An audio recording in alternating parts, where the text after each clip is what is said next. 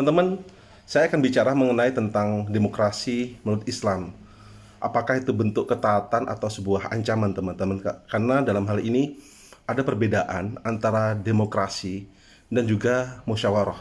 Demokrasi itu seringkali dimaknai, teman-teman semua, adalah demos dan kratos atau kepemimpinan yang berasal dari rakyat, oleh rakyat, dan untuk rakyat. Maka, demokrasi itu sering disalahpahami sebagai produk barat yang bertentangan dengan Islam. Padahal, teman-teman semua, prinsip dasar demokrasi memiliki nilai dengan syuro atau musyawarah dalam Islam. Kalau demokrasi itu one man, one vote, satu orang satu suara, sedangkan dalam musyawarah, seseorang juga memiliki suara, memiliki pendapat untuk didengar pendapatnya di sini. Pertanyaannya adalah, apakah demokrasi itu bertentangan dengan syariat atau demokrasi itu justru sejalan sebagai bentuk dari suatu maslahat dalam agama Islam? Kalau kita melihat prinsip musyawarah di surah Asy-Syura 38, wasyawirhum bil ma'ruf, dan urusan mereka diputuskan dengan cara musyawarah di antara mereka. Al-Quran menjelaskan, teman-teman, bahwasanya kita prinsip syura, prinsip musyawarah menjadi legitimasi sistem kolektif dalam pengambilan keputusan di agama Islam. Sedangkan kita akan tahu kan, dari kedaulatan rakyat menjadi kedaulatan negara. Kedaulatan negara tadi itu berasal dari demokrasi.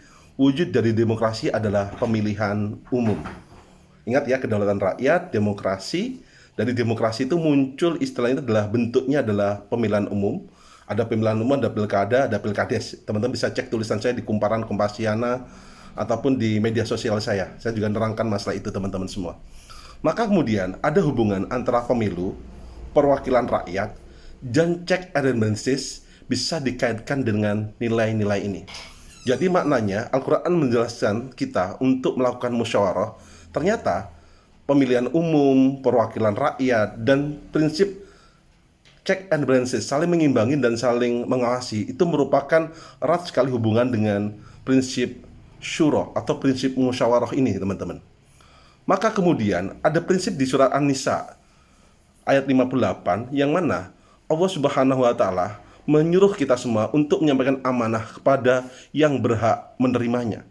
Jadi maknanya dalam surat ini, pemimpin dipilih untuk menjaga amanah, bukan diwariskan secara otomatis. Jadi rasiologis ataupun logika dari Quran surat An-Nisa 58 ini adalah pemilu sebagai sarana aman rakyat dalam bingkai hukum. Dari kedaulatan rakyat, kemudian muncul istilah demokrasi. Dari muncul demokrasi, muncul istilahnya itu adalah pemilihan umum. Maka konteks antara kedaulatan rakyat, pemilihan umum, dan juga dalam hal ini dengan prinsip musyawarah bisa menentukan siapa figur terbaik untuk kita jadikan suatu pemimpin. Maka ada kesamaan nilai antara demokrasi dan syariat. Apa, teman-teman? Pertama, persamaan nilainya adalah kebebasan berpendapat. Jadi, kebebasan berpendapat itu adalah prinsip syariatnya apa, teman-teman? Amar ma'ruf, nahi mungkar. Merintah pada kebaikan dan melarang pada bidang keburukan. Dan juga yang kedua, prinsip kesamaan demokrasi dan juga syariat apa? Partisipasi publik. Partisipasi publik karena setiap undang-undang, setiap bentuk negara yang dalam politik hukum ya, itu setiap hal harus ada respons masyarakat, harus ada partisipasi masyarakat. Maka kemudian prinsip dari partisipasi publik itu adalah ijma dan syura. Selain prinsip partisipasi publik yang berhubungan dengan ijma dan syura, yakni adalah pemimpin dari rakyat dan untuk rakyat. Jadi kayak demokrasi, dari rakyat, oleh rakyat, dan untuk rakyat. Maka hal ini tidak ada otoritas absolut kecuali milik Allah dalam Islam tersebut. Maka ternyata antara demokrasi dan musyawarah dalam Islam itu ada titik kesamaan, teman-teman. Akan tapi ada perbedaan loh antara demokrasi dan juga musyawarah. Perbedaannya apa? Ternyata Islam menolak sekularisme ekstrim, tapi juga menolak teokrasi mutlak yang tidak terbuka terhadap suatu ijtihad. Dalam demokrasi Islam, hukum tetap bersumber dari wahyu, dari Al-Quran dan Al-Hadis. Namun, mekanisme pelaksanaannya bisa fleksibel dan kontekstual, disesuaikan dengan kultur suatu wilayah, kultur suatu masyarakat. Tapi prinsip musyawarah itu bisa bernilai di dalam suatu kedaulatan rakyat di negara Indonesia.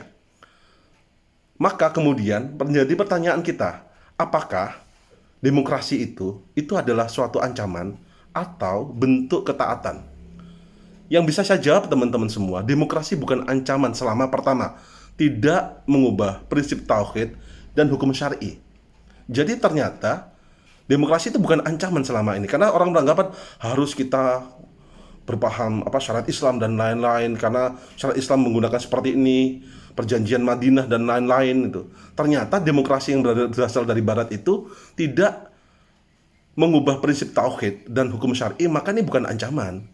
Termasuk demokrasi itu harus dikelola dengan adil, jujur, dan transparan. Karena wujud dari kedaulatan rakyat adalah demokrasi. Wujud dari demokrasi itu adalah pemilihan umum. Lah, pemilihan umum itu sebagai cara untuk mencari pemimpin, teman-teman, maka demokrasi itu menjadi alat aktualisasi. Pemilihan umum itu menjadi alat aktualisasi nilai-nilai Islam di era modern melalui kebijakan publik yang mencapai tujuan kemaslahatan. Darul mafasid muqaddamu alal jalbil masalah gitu. Kita mencari kemaslahatan sebesar-besarnya. Maknanya teman-teman, karena materi kita baca tentang demokrasi ini, ternyata demokrasi itu bukan musuh. Demokrasi itu bukan ancaman, akan tapi demokrasi itu merupakan alat atau kendaraan atau tools untuk mewujudkan maqasid syariah. Kita ingat dulu materi kuliah kita pada mata kuliah politik hukum. Bahasanya adalah law as a tool for social engineering. Hukum itu alat untuk rekayasa sosial masyarakat. Atau hukum itu alat untuk rekayasa sosial masyarakat tuh. Untuk mengatur masyarakat adalah dengan hukum. Lah, hukum tadi dalam bidang apa? Mungkin hukum pemilihan umum, Undang-Undang Nomor 7 Tahun 2017. Itu adalah alat, instrumen atau tools untuk mewujudkan maqasid syariah.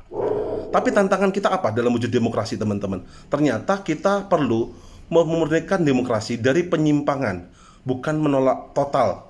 Ada penyimpangan seperti money politik, penyimpangan tentang adanya kurangnya integritas. Itu kita harus murnikan tuh.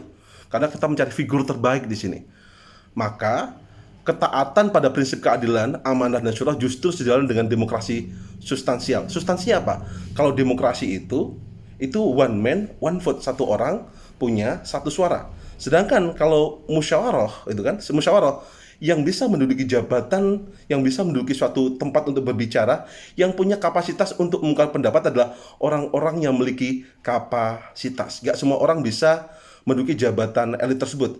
Prinsipnya adalah satu, orang-orang yang memiliki capable, orang-orang yang memiliki kapasitas itu dalam musyawarah itu yang diberikan hak untuk bisa berbicara, berpendapat, mewakili kelompoknya. Ternyata demokrasi dan musyawarah itu, demokrasi dari barat, musyawarah dari Islam, ternyata itu bisa diintegrasikan dalam wujud pemilihan umum, yakni adalah dengan cara bagaimana undang-undang pemilihan umum itu atau undang-undang mengenai demokrasi tadi itu sebagai alat untuk bisa mewujudkan maqasid syariah. Dan ingat teman-teman, perlu kita murnikan tantangannya demokrasi itu dari penyimpangan-penyimpangan yang bertentangan dengan syariat Islam, teman-teman semua.